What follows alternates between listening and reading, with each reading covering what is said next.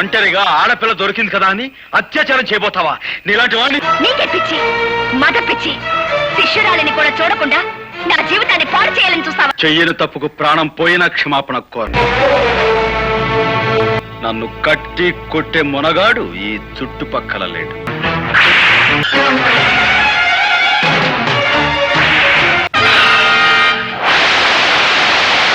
నలుగురిలో నువ్వు అవమానించిన నీకు 100 ఏళ్లకు సరిపడే శిక్ష వేస్తాను. ఈ రోజు నేను పాఠం నేర్చుకోవడానికి రాలేదు. మరి ఇవాళ నా పుట్టినరోజు. Very many happy returns of the day. Thank you.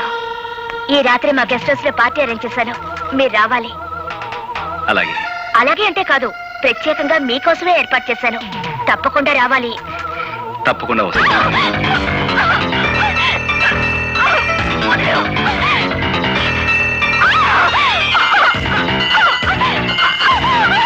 కోపి వచ్చిన తర్వాత నటించమంటే ఇప్పుడే నవ్వట పడతావేంటి? వదిలేవు.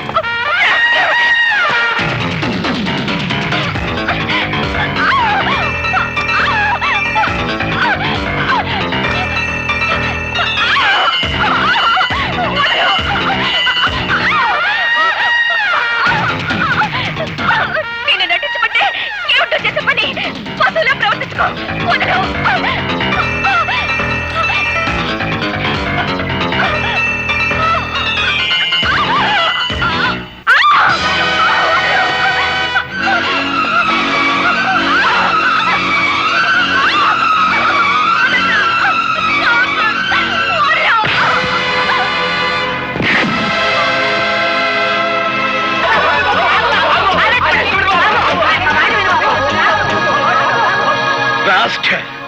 ఒంటరిగా ఆడపిల్ల దొరికింది కదా అని అత్యాచారం చేయబోతావా? నీలాంటి వాడిని ఓలమ్మో ఓలు దేవుడు, ఇదేట న్యాయం? అక్కల్లారా అన్నల్లారా, ఆ పిల్లని ఆడు రేపు చేస్తుంటే నేను అడుకోపోతే అటు తిరిగి ఇటు తిరిగి కిందట్టి మీదట్టి ఆ నేల నీ పోలీసుడు మీద నెట్టి అసుతున్నాడా? ఏమిటి, నేను రేపు చేయబోయానా? కావాలంటే ఆ అమ్మాయినే పిలిచాడు.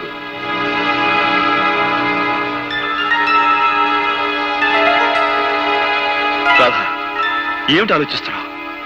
జరిగిందేమిటో చెప్పు.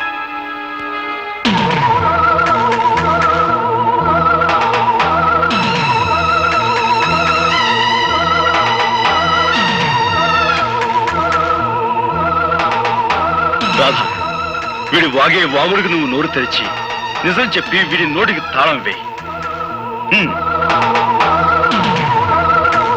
సమయానికి ఈయనొచ్చి నన్ను రక్షించకపోతే నా బ్రతుకు కుక్కలు చెప్పిన విస్తరయ్యేది. నీకేమైనా పిచ్చి పట్టిందా? పిచ్చి నాకు కాదు, నీకే పిచ్చి, మగ పిచ్చి. శిష్యురాలిని కూడా చూడకుండా నా జీవితాన్ని పాడు చేయాలని చూస్తావా?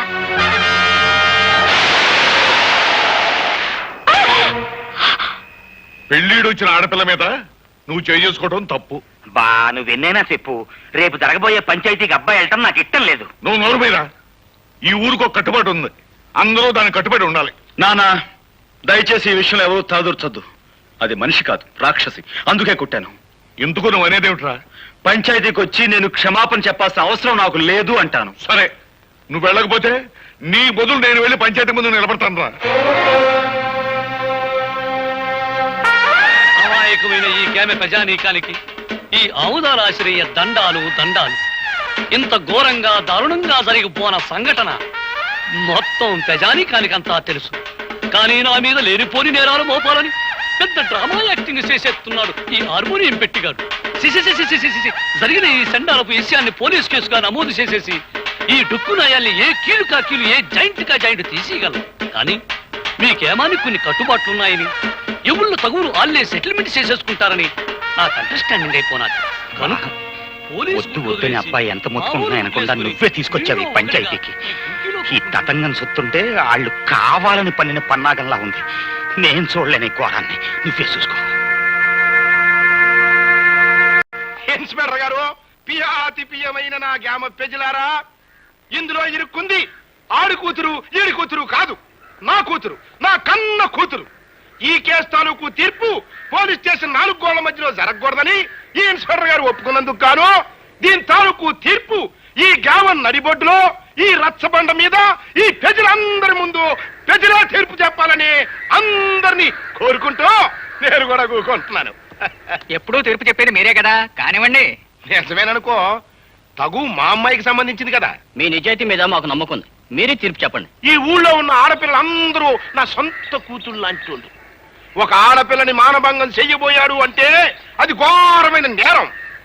దానికి నేనిచ్చే తీర్పు మా అమ్మాయి చేత 100 కొరడా దెబ్బలు తింటమో, లేక మా అమ్మాయి కాళ్ళ మీద పడి దండబెట్టి క్షమించు అని 3 సార్లు పేదయ్య పట్టం. నేను ఏ తప్పు చేయలేదు. చెయ్యని తప్పుకు ప్రాణం పోయినా క్షమాపణ కోరను. ఆహా, చెయ్యిన తప్పుకి క్షమాపణ కోరుకోవడం నామోసి అన్నమాట. అయితే చేసిన తప్పుకి కొరడా దెబ్బలు తిను. రే కొరడా.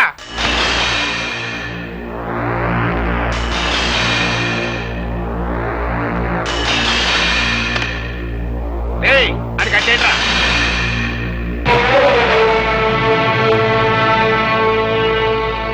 నాకు నేనుగా ఈ పంచాయతీకి వస్తే తప్ప నన్నెవ్వరూ తీసుకురాలేరు. నాకు నేనుగా దెబ్బలు తింటే తప్ప నన్ను కట్టి కొట్టే మునగాడు ఈ చుట్టుపక్కల లేడు.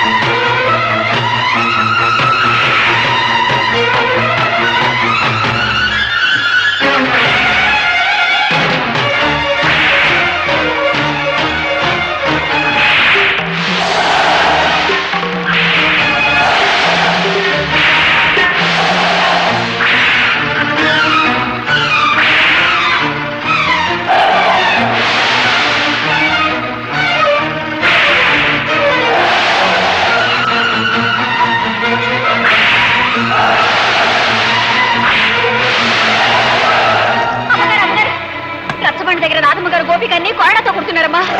తొందరగా పద.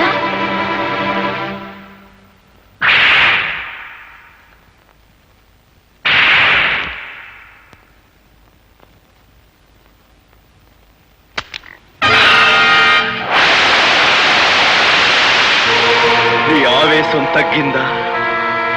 నీ పగ చల్లారిందా? అన్యాయంగా నన్ను 100 కొరడా దెబ్బలు కొట్టి నలుగురిలోనూ అవమానించిన నీకు 100 ఏళ్లకు సరిపడే శిక్ష వేస్తాను.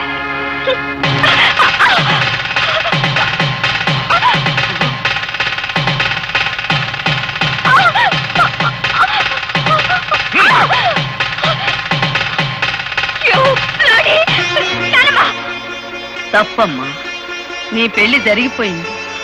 జరగవలసిన వాడితోనే జరిగింది. బలవంతంగా తాళి తెంచుకునే వాళ్ళ మూర్ఖత్వాన్ని చూసి ఎవ్వరూ జాలిపడరు. నేను చెప్పేది శ్రద్ధగా విను. ఆ తర్వాత మెళ్ళో తాళి ఉంచుకుంటావో తెంచుకుంటావో నీ ఇష్టం. నువ్వు నిలబడ్డ ఈ చోటు, ఈ బంగ్లా, ఈ కార్లు, ఈ హోదా, వీటన్నిటికీ హక్కుదారి ఎవరో తెలుసా?